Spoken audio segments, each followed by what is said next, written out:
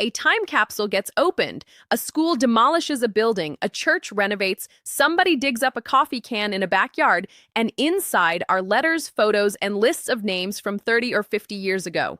Now somebody has to find those people, and that's usually where the project stops. The capsule itself is a gift. School capsules almost always include a class roster, and a roster plus a school plus a year is a complete dated identity list. Letters are signed, photos are labeled, newspaper clippings from the day it was sealed name the people involved. The problem is time.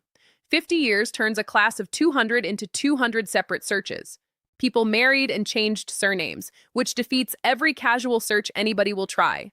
People moved across the country. Some died, and their children would still want the letter their mother wrote at 17. That's a bulk locate, and it's a very specific skill.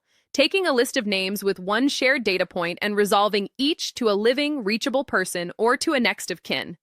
We've done this for reunion committees and for institutions, and the reaction when it works is genuinely remarkable. People open a letter they wrote as a child. If a capsule got opened and there's a roster nobody can crack, that's a solvable problem. Locator Skip Tracing has been finding people since 2004. Send us the list.